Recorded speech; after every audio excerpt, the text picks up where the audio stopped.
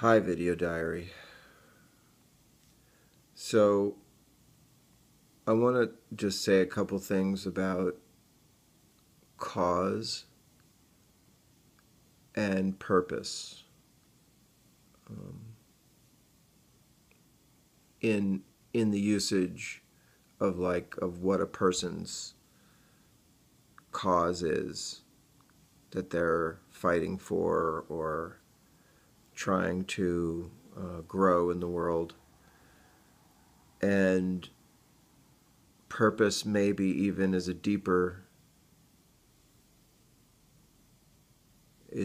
than that, in that it could come from a more primal place. I felt, for example, like I went to school for music and philosophy, which my mother said I could, what did she say? Useless. But I know what she meant. But it wasn't useless. It helped me think, and also shed a lot of thinking that wasn't grounded in good reasons. And that's been very comforting to me ever since. So one of my causes has been like I want to encourage reasoned thinking in the world as opposed to supernatural.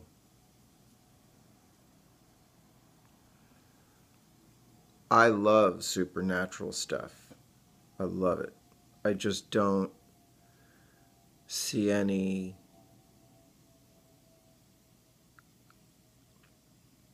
I've never seen any proof of anything supernatural. And I'm someone who, I'm open to anything. I believe aliens were here and probably still are. I just recently saw those videos with those flying objects. Look at the one from Puerto Rico in 2014, and that's very compelling. That's something, but I don't see them as supernatural. I see them as technology that we don't perhaps own.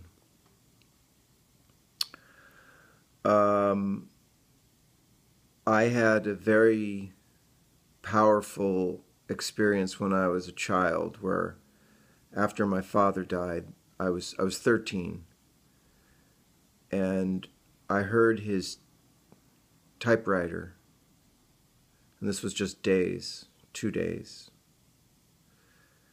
and we were really upset, just devastated in my family. And I've put other postings about why. But when you're angry with someone, or fear them or hate them and also love them, it's a weird cocktail. And so I hear his typewriter, and I sit up in bed, and it was almost like I was connected with, it was almost like a tube. And see how my hand is glowing? It was like that. So it was one of these lucid but the experience was I walked out of my room into this little hallway, and on the steps leading up the stairs there that would have gone to the second story in the house, my father's ghost was sitting with his hands over his face, and he was crying. And this other being was next to him, and beautifully radiant, not blowing me away with light, but just a beautiful, radiant, peaceful, and also somehow resembled my father. And he had his arm over the crying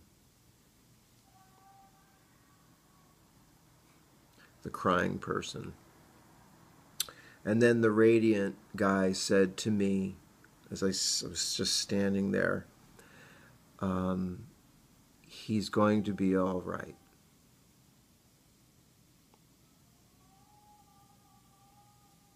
The hell? Anyway, so I don't know, do I grief, a dream, lucid dreaming, my father's real ghost? Does that mean if I saw a ghost that there's a God? There could be ghosts and no God. But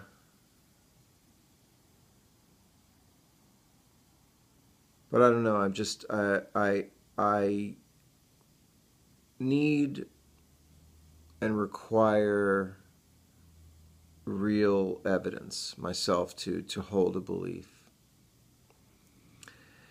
And it's okay to withhold a firm belief in something because we don't have enough evidence.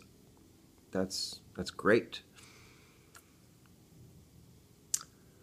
So my purpose and my cause, I want there to be better thinking, but maybe I have been thinking that the message that I get about this experience of people dying from heroin, because I ask myself, like, can I help? Should I help? Should I speak out? Should I become involved? The one thing I will say that I'm picking up a lot in repetition is that nobody knew. Just like me, where I said in my case, like, I didn't know I was blindsided. I just put that in a previous entry. Even with the people who are telling their stories, with their addicts in their lives, whether it's their children, their brother, it's usually been that, a child or a brother or a husband or boyfriend and girlfriend. I can almost understand, like, being able to keep something from a parent, even a savvy whatever parent. You can still figure it out. But your girlfriend or your boyfriend or your husband or your wife, wow. And then I think, well, the only people I want to reach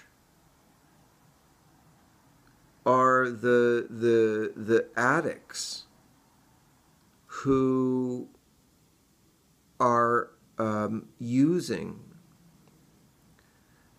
or considering using right now, and if there was any way to offer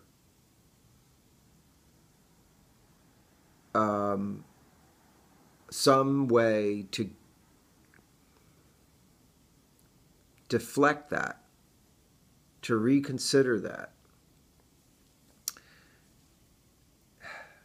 then it's all worth it. But you don't even know if it is.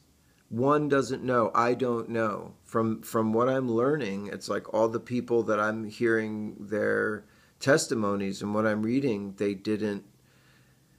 it was hidden from them. Those people were not seeking help. It happened right at a moment when things were going up. There's other ones like that. At least when I hear them, I think, like, well, of course this person is going to die any time. But in speaking with the people who lost them, they're like, no, right then he was like, he was clean. He had just gotten out of rehab. He was like, how can you help somebody unless they want to be helped?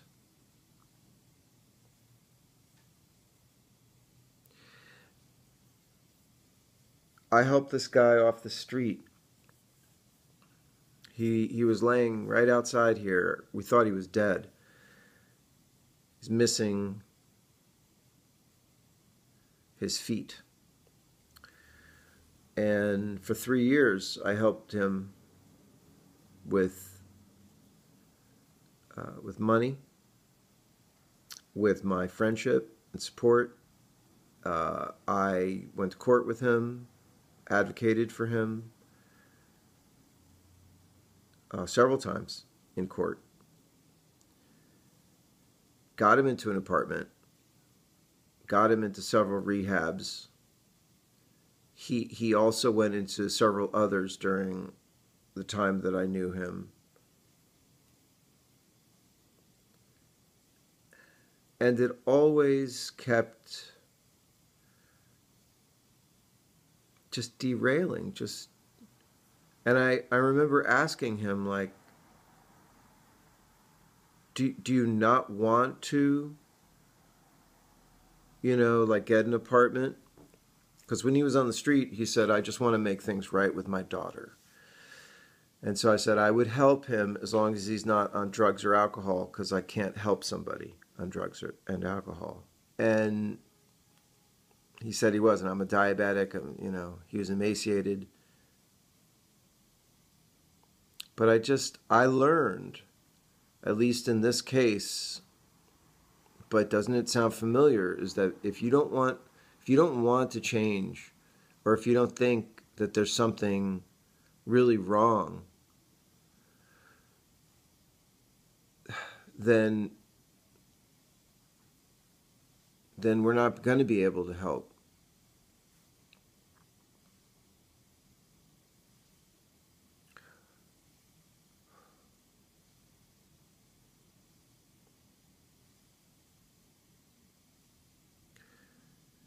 Maybe addicts are the only ones who can get other addicts off of this.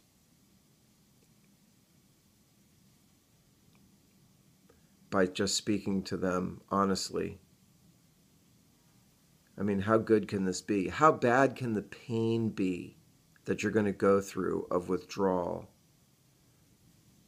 Really, how bad can that be compared to how bad life is? All aspects of your life, in and out.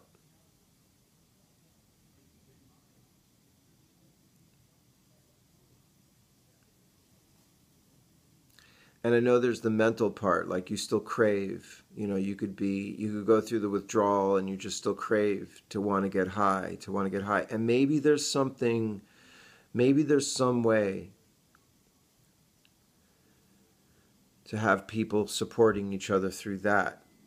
Because, I quit drinking and smoking, although I'm back to drinking, just not over drinking, so it's always like a danger.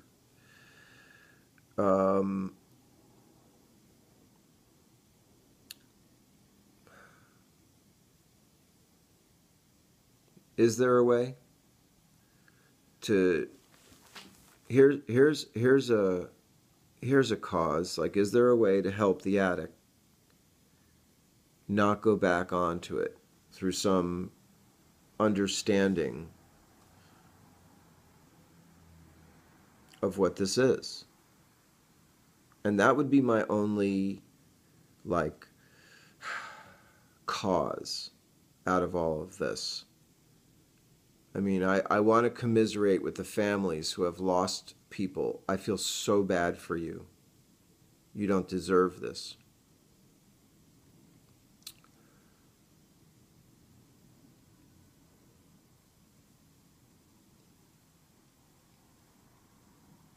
but it just might not be anything I can do anything about.